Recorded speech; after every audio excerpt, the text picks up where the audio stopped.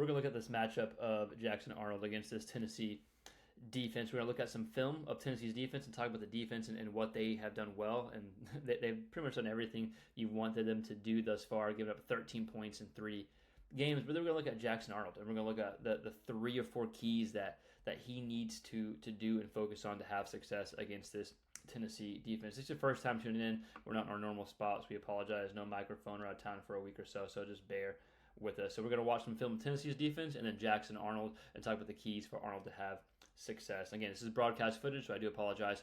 It's not the best quality, but it's a good job getting the point across. So let's look at this Tennessee defense. Again, they've only given up 13 points in 3 games. So we're going to look at a few clips of NC State. This is by far the best team they played, and they gave Grayson McCall a lot of chaotic moments, if you will, and they got some pressure on him, and they blitzed a fair amount of time. 53% of Grayson McCall's passes, they were blitzing, right? So they were bringing 5+ people, 53% of his time. So fairly even, right? So I'm not sure exactly what they're going to do against Jackson Arnold, but their point of bringing pressure to lead to turnovers. I think McCall had 2 fumbles and threw this pick 6 we're going to watch here in a second. So we'll go ahead and check this film out here in a second. I have to go slow motion, so I do apologize.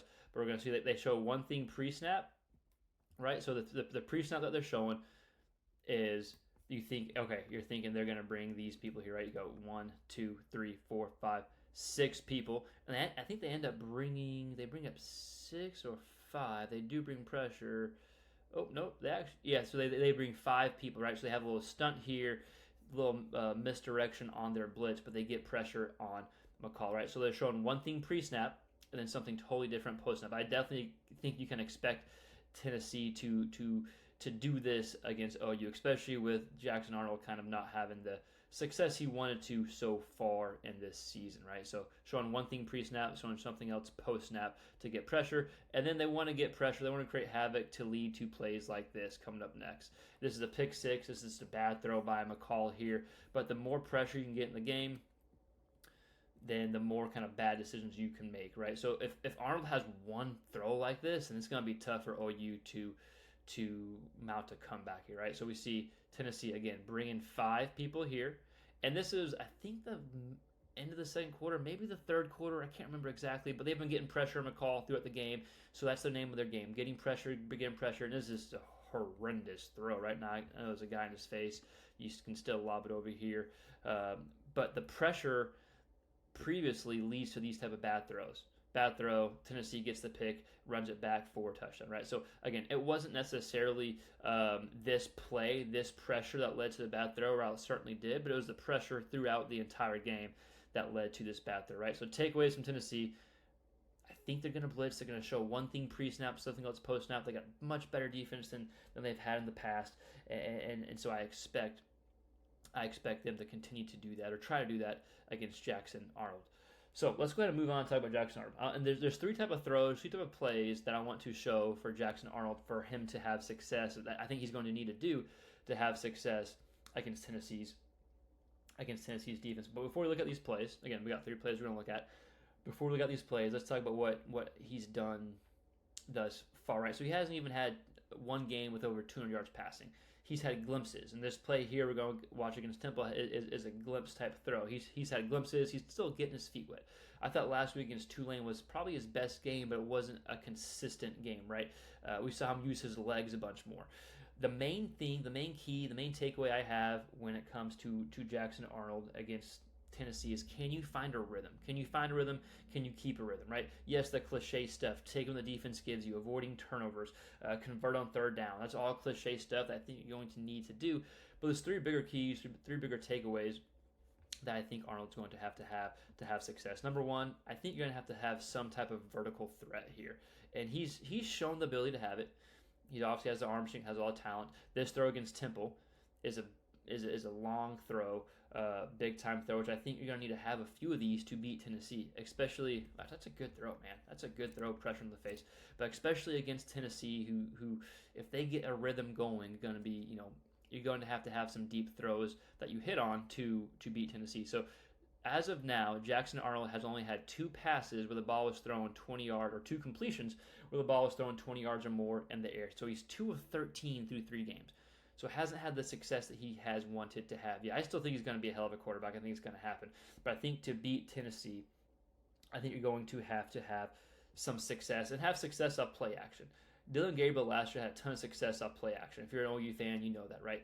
I think play action can be utilized. Let's see if I can get this back a little bit more. I think play action can be utilized.